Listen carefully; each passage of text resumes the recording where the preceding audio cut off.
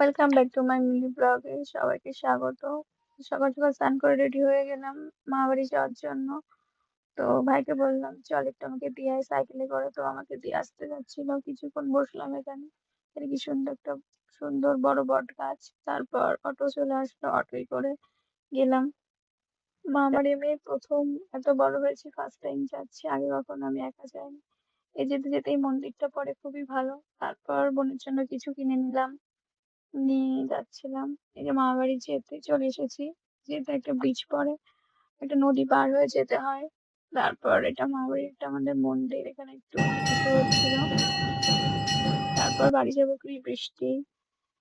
আস্তে আস্তে দুর্গাপুজোর একটা প্যান্ডেলও দেখা হয়ে গেল। তারপর বাড়ির জন্য একটু কিছু কিনলাম, কিনে বাড়ি আসছিলাম। রাস্তায় কত জল জমেছে, কত বৃষ্টি। এই যে এখানে আমার মিনি ব্লগ। ভালো লাগলে লাইক, কমেন্ট, সাবস্ক্রাইব